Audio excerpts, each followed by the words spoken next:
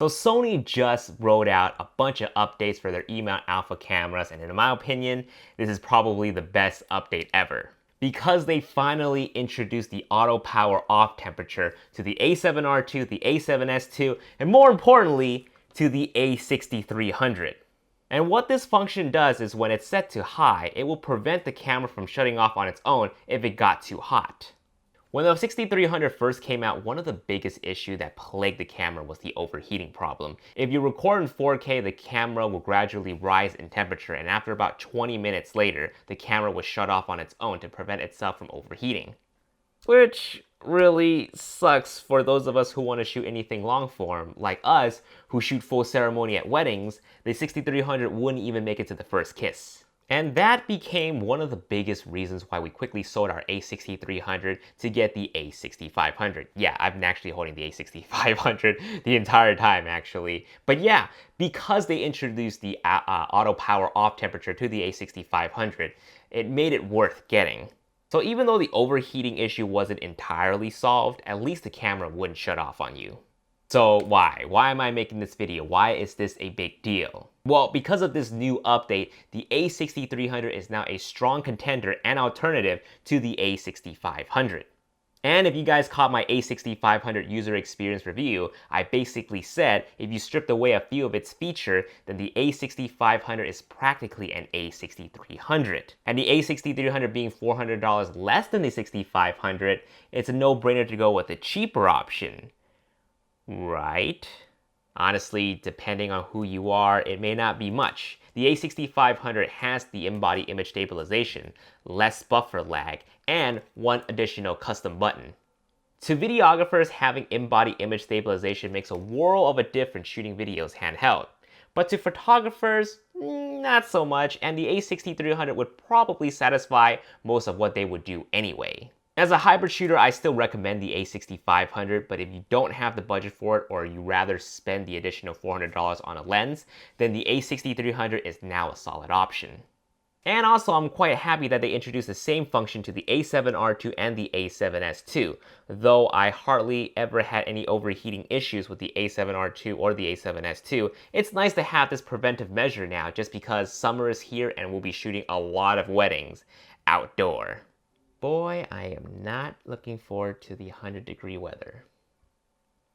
Alright guys, thanks so much for watching. If you found this video helpful in any way, please consider supporting the channel by buying anything through the Amazon or B&H links. It doesn't cost you anything extra, but a small amount of what you pay for will come back to me to help me continue growing this YouTube channel. Other than that, give this video a like, leave a comment down below, and hit that bell for notifications on when I upload my next Sony Alpha video. Thanks for watching, guys, and I'll see you guys in the next video.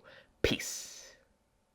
Now, a lot of people are looking at the A6500 as a video camera more so than a photo camera, and rightfully so. The 4K video on this is crisp as f, and that's because the camera is actually shooting in 6K, but oversamples the information to produce high-quality 4K footage with exceptional details retained. Of course, this isn't exactly new. The 6300 is already capable of shooting crispy 4K footage already. However, it's known to overheat extremely quickly, which causes the camera to shut off on its own. So Sony implemented this thing in the 6500 called the auto power off temperature, which basically allows you to continue using the camera to its maximum 30-minute recording limit despite the heat warning. However, I would advise you to use that feature at your own discretion. The overheating issue isn't entirely fixed, but at least you don't have to worry about the camera shutting off on its own. So what the overheating issue kind of solved, you can kind of say we have a mini A7S2 here. No, it doesn't have crazy low light performance, but it does have a lot of other cool stuff. It can shoot 120 frames per second in full HD, so you're gonna get some amazing slow motion shots. In addition to that, the A6500 can also shoot in both S-Log 2 and S-Log 3, which are flatter color profiles that give you more control over your colors, highlights, and shadows thanks to its 14 stops of dynamic range. Alright, so we're just about done here, and by now you probably noticed that a huge portion of this review is about the video aspect of this camera, and I truly think that's where the A6500 shines.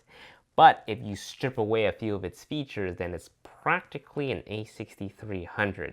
So the question is this camera worth $400 more than the A6300?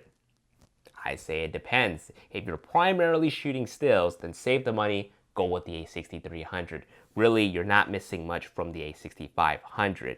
But if shooting in high-speed continuous with less buffer lag is important in your line of work, especially sports or wildlife, then I say the a6500 handles it better.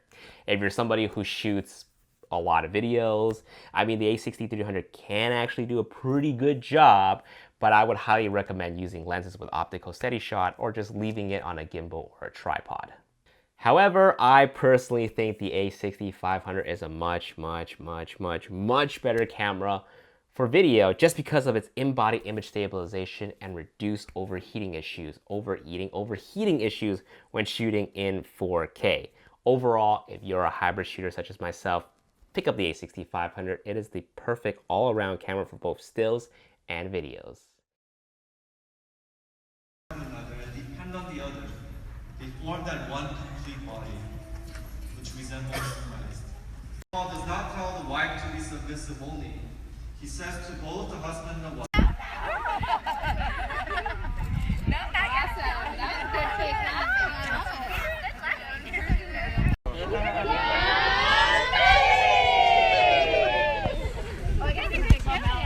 Can we photobomb them?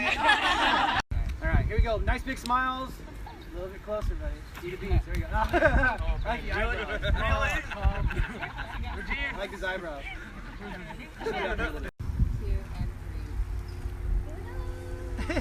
Love it. Oh, I love that one. Go for it. So, Melanie, so just hug him. Just kind of hug him, and I'll have your head right here. Yo, Omachi! Omachi, all right. Yeah, okay.